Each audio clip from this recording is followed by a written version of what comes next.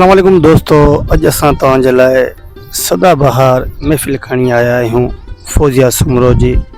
दोस्तों, हिन महफ़िल में फौजिया सुमरो तमामु बहितरीन रम सां ॻायो आहे ऐं ही नौजवानी वारो फौजिया सुमरो जो आवाज़ आहे।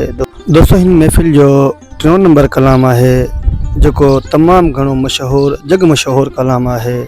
ही कलाम माई भागी जो तमामु घणो मशहूर कलाम आहे।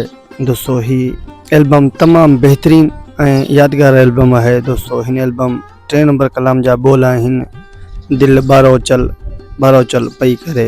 दोस्तों, यो कलाम हिन खां पहिरियां माई भागी ॻाए चुकी आहे ऐं तमामु घणो मशहूर कलाम आहे। दोस्तों, ही कलाम ॿुधूं था।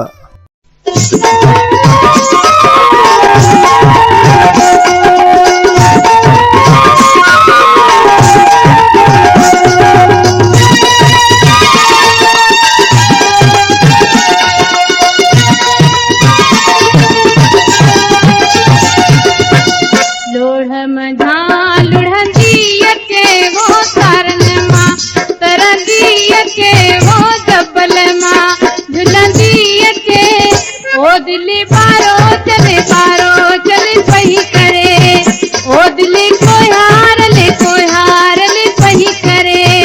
लोढ़ मजा लुढ़ंदी के वो तारन मां, तरंदी के वो छपर मां, झुलंदी के ओ दिल्ली बारो चले पही करे, ओ दिल्ली कोई हार ले पही करे।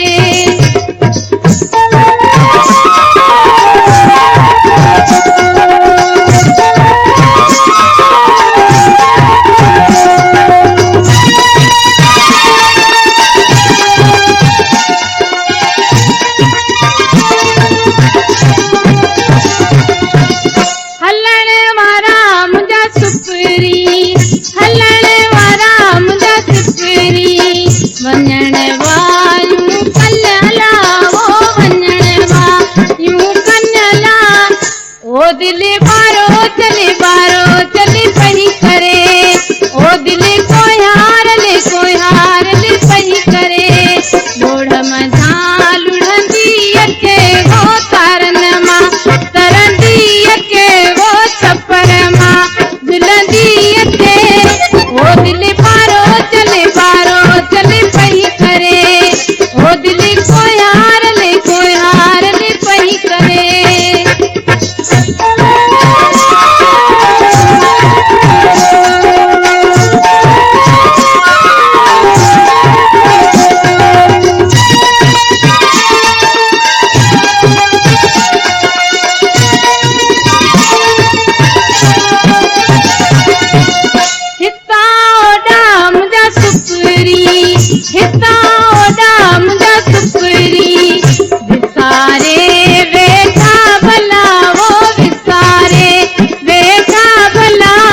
ओ दिल्ली बारो चले पही करे,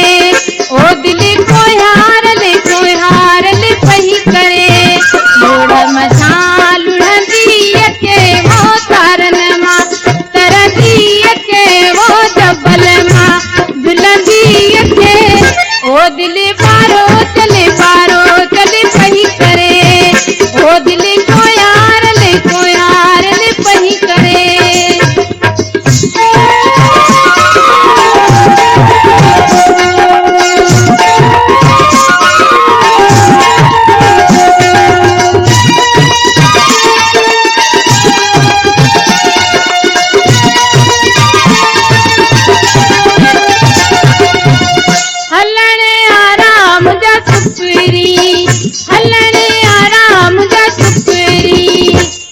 पेशकश सिंधी